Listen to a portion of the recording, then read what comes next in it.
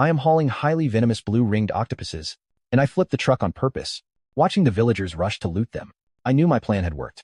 Because 10 years ago, my dad's big truck had its tires punctured by nails scattered on the road, leading to a fatal crash. The truckload of lambs was looted by the nearby villagers. Those weren't accidental nails.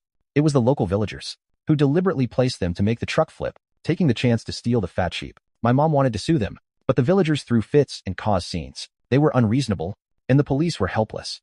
The case ended up going nowhere. 10 years passed in the blink of an eye.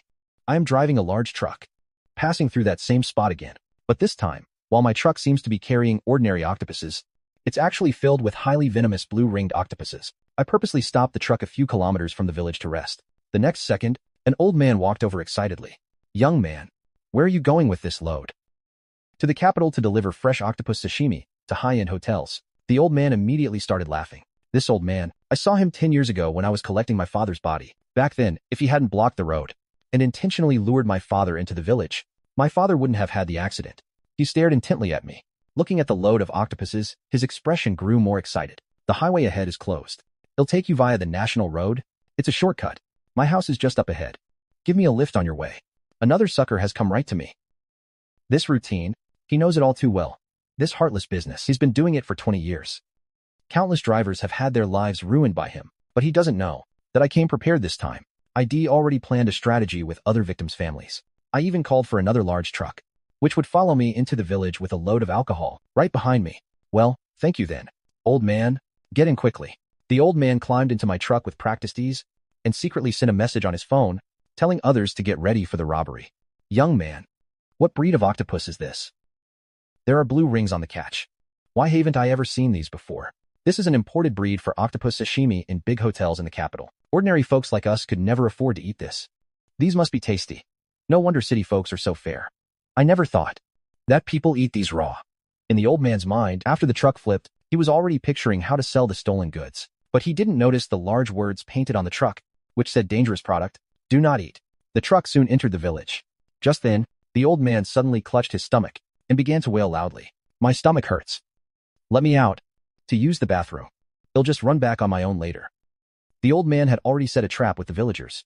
At this moment, he was begging to get off, just so he wouldn't get hurt in the crash. But I wasn't about to let him go so easily. We're almost at the village center. "He'll drop you off once we get there." I increased the speed, and the old man panicked immediately.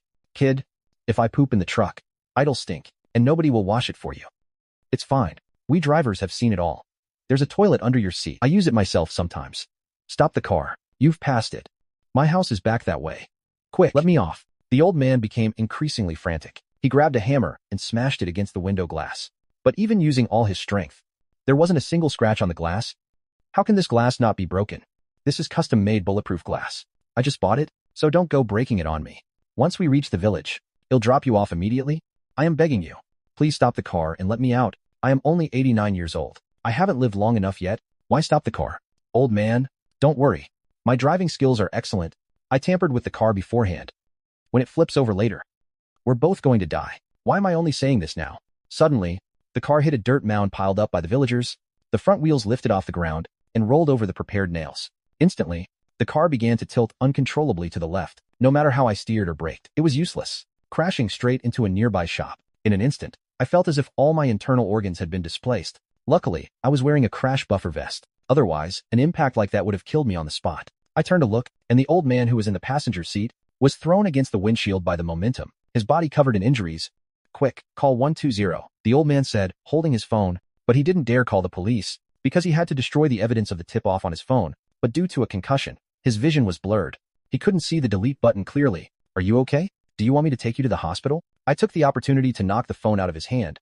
With such important evidence, how could I let you delete it? Suddenly, the sound of hurried footsteps reached my ears. Villagers, each carrying a bamboo basket, began to frantically grab the octopuses crawling on the ground. I immediately shouted at them, "Quick, save us. Help us call the police. Otherwise the old man."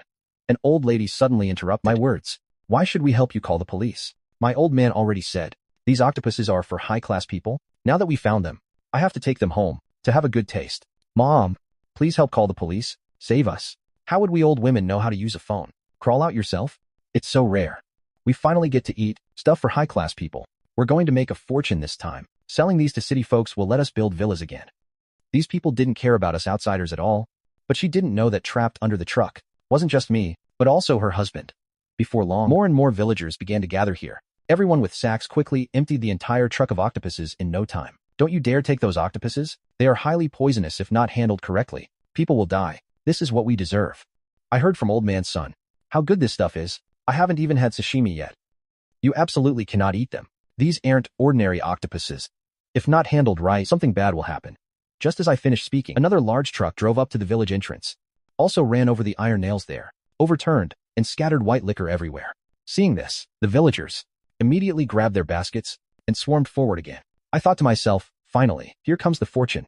We have drinks and food. We have everything we need now. I hurriedly crawled out of the car, rushed in front of the crowd, and said frantically, "You can't eat them. These are blue-ringed octopuses. They are highly poisonous. Give it back to me quickly. I think you're just afraid we'll eat it. You can't keep pestering us, or you'll have to pay." Hearing this, I immediately stepped forward to grab the octopus from the basket, but I was pushed to the ground by him. "You dare try to grab it? Believe it or not, they'll lie down and extort you." "Who said this octopus is poisonous? This octopus looks great. No wonder city people like to eat it." "Uncle, you must not eat it.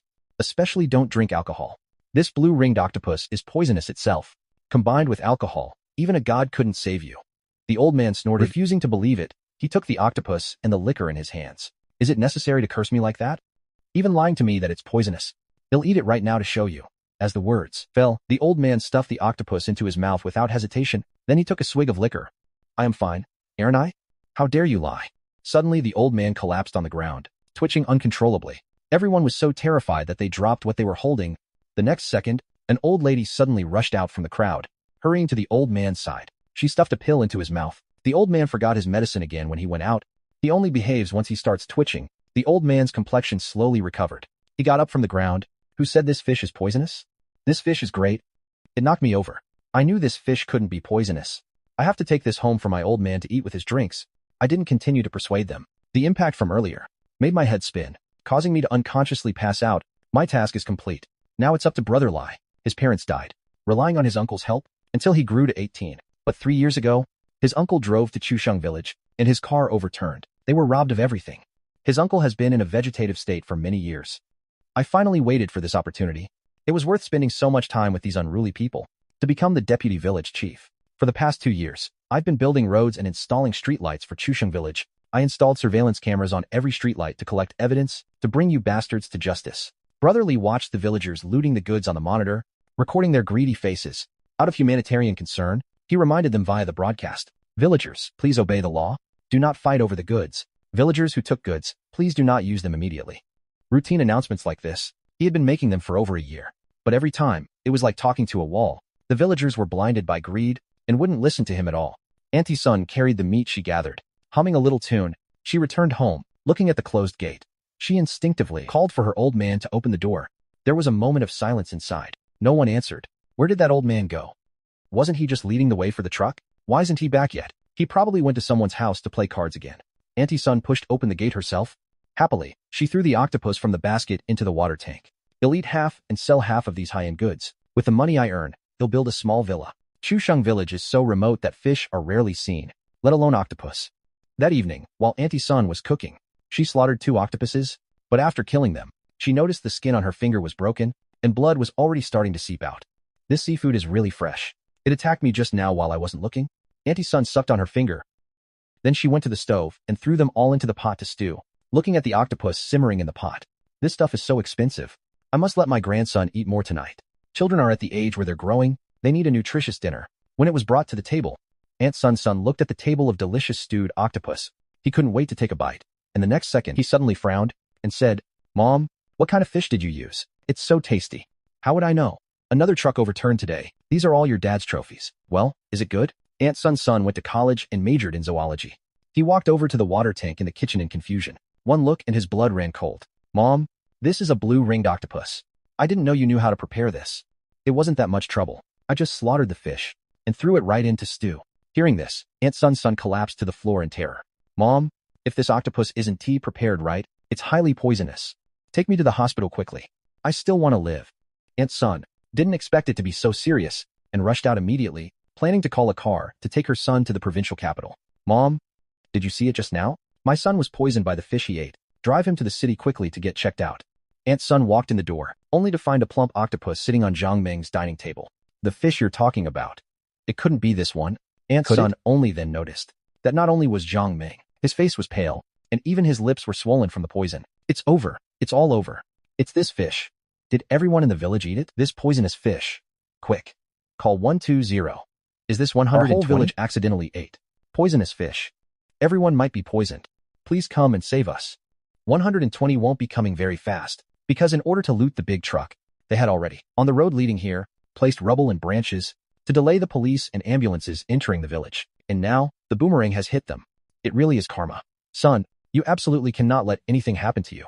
Otherwise, how will I live? Aunt Sun's cries echoed through the village, but because of their usual arrogance, not a single person was willing to help. That night, Chusheng Village stayed awake all night, filled with the sounds of vomiting and screaming. Over a dozen police cars and ambulances arrived. When I woke up, it was already the next morning. While I only had minor injuries, the old man sitting in your passenger seat was in bad shape. He had intracranial hemorrhaging, shattered fractures in both legs. He was brought in too late and died on the way. Hearing this, I couldn't help but laugh out loud. Those villagers outside are really suffering. I don't know where they caught them. After eating the octopus, at best, they were semi-conscious, their bodies convulsing. At worst, they suffered organ failure and were sent to the ICU. A few of them just died right then and there. This is the biggest food safety incident I've ever seen. Now, major departments are conducting a critical investigation into this matter. Soon, various reporters and media outlets caught the scent of a headline and arrived at Chusheng Village together, aiming their cameras and microphones at the village officials. Now, quickly find someone to destroy the evidence of the truck overturning and find someone to deal with these paparazzi. What are we going to do? The village chief racked his brains, but couldn't come up with a solution. Just then, raging flames suddenly erupted in the village. Someone had set a massive fire. The villagers were already weak, and the fire caused countless more injuries. Oh, heavens. Oh, earth. Which angel sister did this to vent my anger for me? Daring to burn the octopus along with strong liquor. Even Satan couldn't come up with that idea. I couldn't help but laugh out loud. Suddenly, the hospital door was pushed open, and a police officer walked up to me. Hello. We need to take a routine statement from you. Go ahead and ask. He'll definitely cooperate. Our investigation shows you weren't supposed to take this route. Why did you suddenly change routes when the incident happened? Was it intentional? Was it the passenger? That old man said. The highway was closed, and told me to take this way because it's faster. And he also wanted me to drop him off at home on the way. By the way, did you find my phone? I am the type who likes to record my life, so I turned on the video recording after he got in. The whole incident is recorded in there. We found the phone. The case is slightly damaged and some water got inside. Our technical department is currently restoring the data. Then I can't be wrongly accused. The old man will be investigated, and no suspect will be let off. Did you find the old man's phone? It just occurred to me that he had been messing with his phone ever since he got in, as if he were tipping someone off. That's the key to the case. Our people just called and said they found messages on his phone he didn't delete after the accident, including him sharing your license plate number and what time your truck would pass by Chusheng Village so others could scatter nails on that stretch of road. This wasn't an accident at all. It was a premeditated car crash. The technical department is now fully restoring the phone data, and there will likely be more evidence. The next second, the officer's phone rang. Through technical recovery, we've learned this ID the first time he's done this. He wasn't just part of a gang, but a repeat offender, and countless truck drivers have been killed by them, with a huge number of suspects involved in the case. I didn't expect this to be such a long premeditated gang crime. I figured they must have gathered a lot of evidence, so I pretended to be scared and asked, so do I have to take responsibility for his death? As long as it's confirmed he was the mastermind, you are innocent, and you can even sue for intentional misconduct. I think many villagers are now poisoned from the octopus, and as the transporter, you are responsible for improper oversight. The liability for compensation still needs to be determined. But they insisted on eating it. I guess it's just my bad luck with these unruly villagers. That saying is indeed true. You were unconscious, yet you still remember trying to stop them. Before I passed out, I told them more than once not to eat the octopus because it wasn't handled properly, and it's highly toxic, but they just wouldn't listen. I remember there was surveillance on that road, which should prove it. We've already pulled last night's surveillance, but the cameras don't record audio. We can only see them looting the octopus and alcohol, and they threw away your phone to stop you from calling the police. The officer sighed helplessly, unable to get more info from me. They had to leave for now. But just as I was resting, the villagers who heard ID woken up rushed to my ward and began smashing the door. You murderous criminal. It'll make you pay for my husband's life. My son ate the fish from your truck, and now his organs are failing. You have to give my son an explanation. You think you can just hide in there and stay quiet? I know you're in there listening. I chuckled softly. Curse all you want. The worst is yet to come. As the case investigation deepened, and the investigation continued, the premeditated murder by the Chusheng villagers, causing the car accident, and the repeated looting of goods. Every person in this village has been labeled as pests and will eventually face legal punishment. As public opinion grew, the truck drivers who crashed and the victims' families all came forward to seek justice. The people of Chusheng Village, for their petty gains, intentionally caused harm. Then ill-treat them accordingly. These people take life as a joke and profit from the victims' blood. They are the pests of society. Ill-sue them. War correspondent, bringing you the latest news. Due to the many victims in Chusheng, the villagers will be prosecuted. After the case was filed, many villagers tried to flee Chusheng Village. All were arrested and taken to the police station according to law. 10 days have passed since the incident. All Chusheng villagers have been held in the detention center. But there is one exception, and that is the deputy village head, Li Qing. It is reported that he is an outsider and has never been involved in these cases. Every time an incident occurred, he captured their criminal evidence through cameras and is considered a whistleblower who performed a meritorious service. Looking at the news on my phone, I couldn't stop a smile from spreading. But just when I thought I had been cleared of suspicion, the police came looking for me again. But this time, they actually took me to the interrogation room. Someone saw you meeting with several families of the victims. We have reason to suspect that this case was planned by all of you together. The following questions I am about to ask, you must answer truthfully. First, do you know Li Qing? I do. I am friends with another victim's family member. And when we went there together, Mr. Li happened to be there as well. You're lying. Our investigation found that a few years ago, your father also died in a car accident, and it also happened in Chusheng Village. So I boldly guessed that your car accident this time wasn't an accident, but a planned revenge. Those incidents were the weapons you used to kill. Okay, do you know what kind of behavior this is? Trying to break my psychological defense through emotion? In your dreams. You said it yourself? It's just a guess, officer. If you don't have evidence to prove your point, then based on what you just said, I could sue you for defamation. How do you know I don't have evidence? If you had evidence, I don't think I would be sitting here. I've always known that everything leaves a trail. So, what expression should I make? How should I respond? I've rehearsed it 1,000 times in my mind, striving to be flawless. Right now, all the evidence is in your favor, proving that this case has nothing to do with you, and that the old man's own scheme caused his downfall. But the replaced window glass and the crash vest you wore in advance, and the cameras suddenly installed in the village years ago. When so many coincidences come together, it becomes clear that it was intentional. Then feel free to investigate. If you find anything, you'll go to jail. I'll accept that. I only know that after my father died, my mother washed her face with tears every day, and I had nightmares every day, unable to sleep all night, suffering from severe depression. Since this happened, the nightmares have stopped, and I can finally sleep. When I go to the afterlife, I'll be able to face my father with a clear conscience. Interrogating criminals, that's the judge's business, not yours. You must pay the price for everything you've done. Then why have they been getting away with it for so many years? Officer, have you seen the faces of those wicked people? Have you heard the most heart-wrenching cries? Do you understand the helplessness of watching your father die? They are dead, and I thank the heavens. If you really find something, you'll have nothing to say. The policeman frowned, lowered his head, and said nothing more, then turned and left the interrogation room. I've practiced for so many years, but when the interrogation actually happened, my emotions fluctuated so much that I almost exposed myself. 2 months later, this case with wide-reaching implications came to an end. The court now begins the announcement of the second instance verdict. After trial investigation, it is proven that the original court's findings regarding Li Qing's lack of direct responsibility for son's death and the poisoning incident are clear. During the second instance, 20 truck drivers, including witness Wang, appeared in court to testify. Hearing the dashcam video evidence, such as cargo loss lists, confirms that villagers of Chusheng Village long scattered tacks on the road, dug pit traps, and looted overturned cargo. Their actions constitute the crime of mass looting, the crime of endangering public safety, and the crime of intentional homicide. The evidence is solid and sufficient.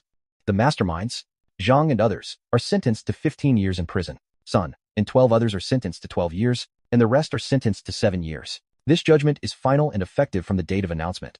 If there are any objections to the judgment, an appeal can be filed within 10 days of receipt, through this court, or to the Supreme People's Court. The execution is not stayed during the appeal period. The moment I heard the verdict, Li Qing and I finally felt at ease. I've resigned from my position at Chusheng Sand, and I am ready to work elsewhere. What do you want to do in the future? I'll keep driving trucks. If I take that route again, you can rest assured that no one will block the road to rob things anymore. Of course, I'll drive. I want to see if this quiet Chusheng village still has any shady business going on, and let the drivers know that justice exists. In people's hearts, in the dark corners, there will also be times when the sun shines. All the evils of Chusheng village have been uprooted. But just as I said, some people in this city come out at night, attempting to disturb the city and shroud everyone in darkness. But I am willing to be the light of the city, illuminating all the dark corners of this city.